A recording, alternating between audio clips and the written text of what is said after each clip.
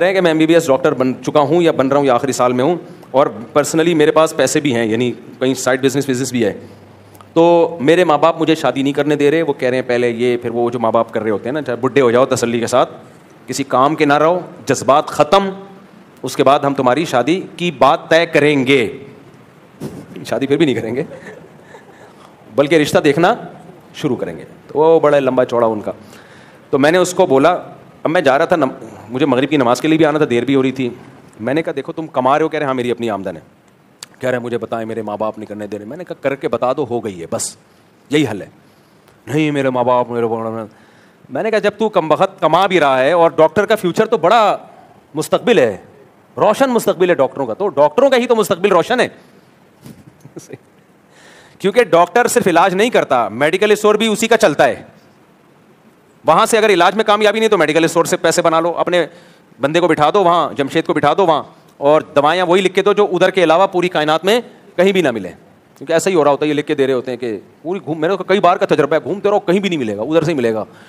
تو اور پھر کسی ہاسپٹل میں آپ جاب کر رہے ہو تو جو پیشنٹ تگڑا آ رہا ہے نا, اس کو اپنی کلینک کا ٹائم دیتے رہو. آئندہ اس ہاسپٹل, حالانکہ اس ہاسپٹل کی وجہ سے آپ آئے ہو بھائی, لیکن کھانچا تو ڈاکٹروں کے پاس بہت سارے کھانچے ہوتے ہیں, اور زیادہ ایکسٹریم لیول پہ جاؤ گے تو گورکن سے الگ کھانچے چل رہے ہوتے ہیں.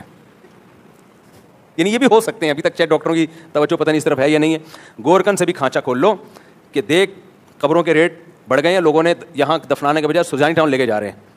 تو اب جب زیادہ لوگ مردے ہوں گے تو لوگ مجبوری ہوں گے نا, تو اتنا کوٹا اس دفعہ قبرستان کا میں نے پورا کرنا ہے. 60 سال سے عمر والے جتنے بھی ہیں میں ان کو فی الحال تیرے پاس پہنچا رہا ہوں. اور زیادہ خطرناک جاؤ گے تو ایسے ڈاکٹر بھی ہیں, گردہ نکال دیا بھائی, آپ گئے, آپ کو بے ہوش کیا, آپ سمجھ رہے کہ میری ناک کا آپریشن ہو رہا ہے, ناک کا تو تھوڑا بہت کاٹ پیٹ دیا, بعد میں 6-7 سال کے بعد آپ نے چیک کیا گردہ ہی نہیں ہے آپ کا. صحیح ہے, گردہ بک گیا. گورکن سے جو میت کے پارٹس ہوتے ہیں نا, ان پہ بھی چل رہا ہوتا ہے کمیشن. نارمل ڈاکٹر ایسے نہیں ہوتے, زیادہ نہ گھبرائیں, لیکن یہ بھی ہوتا ہے.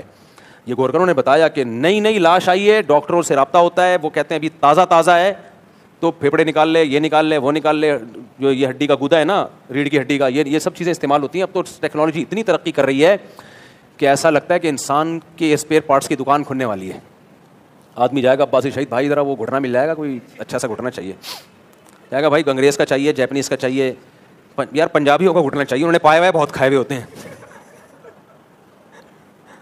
یہ ٹیکنالوجی جس انتہا کو جا رہی ہے نا, کہ اس کو اخلاقیات کا کوئی باؤنڈری نہ ہوئی اس پہ, مذہب کی اور اخلاقیات کی, تو یہ اسپیئر پارٹس کی دکان ہوگی. یار یہ والا کڈنی نہیں, وہ والا کڈنی نکال کے دکھا, تو چرسیوں کے گردے سستے مل رہے ہوں گے وغیرہ وغیرہ.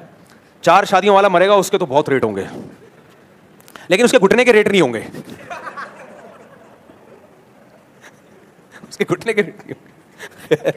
خیر, تو کہاں سے کہاں بات چلی گئی یار.